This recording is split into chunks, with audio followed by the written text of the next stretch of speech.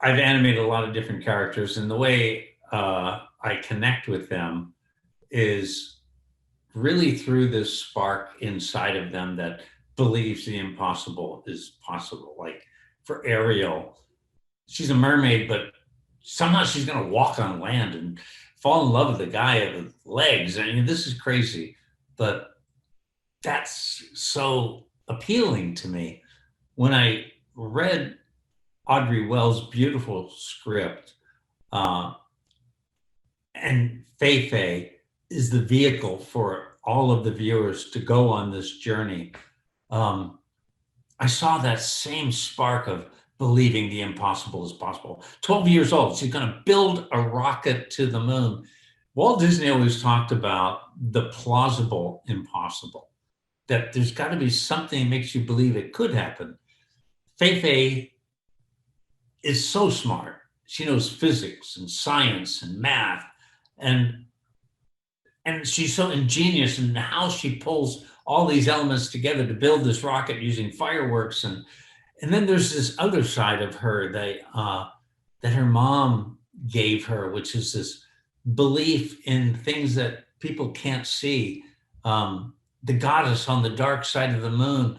This was so much fun to be able to bring that kind of a character to life. These are the characters I loved animating in the past. And in this case, this was going to be my first film that I was directing. It had to be with that kind of a character.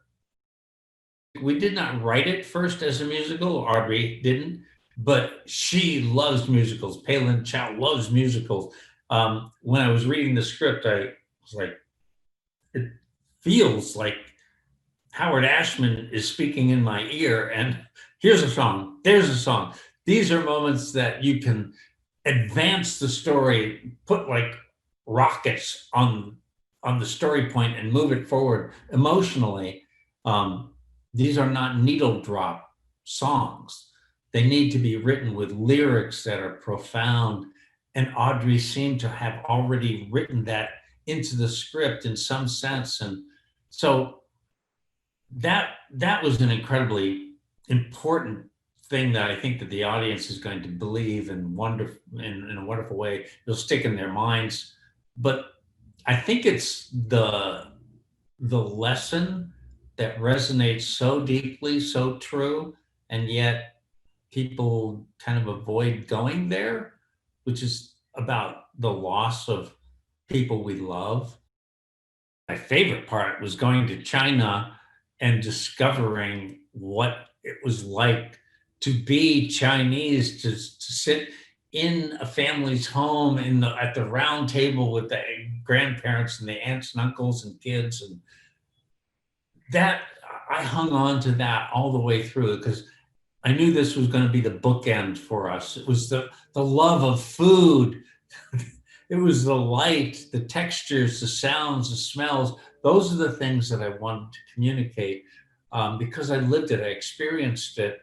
Uh, there's something so genuine and real about that Celine Desrumeaux, my production designer, really worked so hard in creating the sense that people were really enjoying that food and living in that world. That's what I wanted to communicate is the true life of China back to the world.